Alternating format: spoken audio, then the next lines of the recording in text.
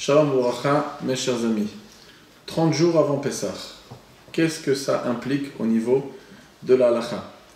Premièrement, comme il est marqué dans le Siman Tafraftet, nous avons un devoir d'étudier les lois de Pessah avant Pessah, dans les 30 jours avant Pessah. Donc depuis Purim, le compte à rebours a commencé et il serait bien à chaque personne de prendre un petit peu de son temps, le soir, le matin, l'après-midi, lorsqu'il arrive à trouver du temps, pour lire, étudier les lois de Pessah. Deuxième halakha qui concerne les 30 jours avant Pessah, c'est qu'il est marqué à la fin du Siman Tav Lamed Vav dans l'Admour Hazaken qu'il est important de ne pas mettre du chametz dans des endroits où ils seront compliqués à faire le ménage, à les retirer.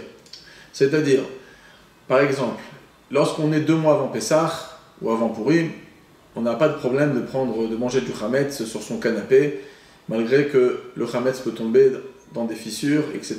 Et ensuite, même que c'est difficile à retirer, on a confiance que quand on fera le ménage de Pessah, tout se passerait bien. Par contre, lorsqu'on est 30 jours avant Pessah, c'est une halakha qu'on n'a pas le droit de faire ça. On doit faire attention de ne pas mettre du chametz dans des endroits compliqués.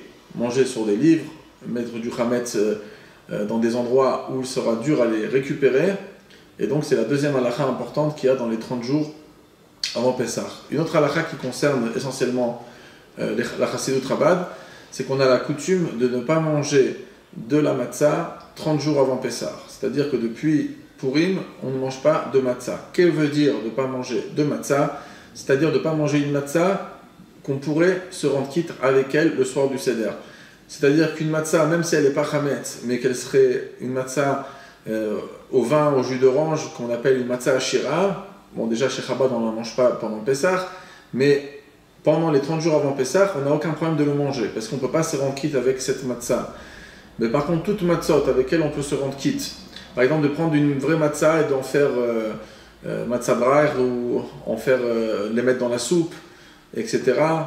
À partir du moment où on fait une cuisson dans un klirishon de matzot, c'est évident qu'on n'est plus quitte pour se rendre quitte le soir du Seder. Donc toute matzot, on n'est pas quitte le soir du Seder, il n'y a pas de problème d'en manger pendant les 30 jours. Mais toute matzot, on peut se rendre quitte. Alors c'est vrai que des fois, il y a des matzot qu'on peut se rendre quitte, mais qu'on a coutume, nous, de ne pas prendre. Par exemple, des matzot machines, qu'on a la chouma de ne pas prendre, mais des matzot machines, elles peuvent être kashar les pessar, avec un très très bon cher. Alors c'est vrai que nous, on ne prend pas, mais ça ne veut pas dire qu'on peut les manger dans les 30 jours avant Pessah.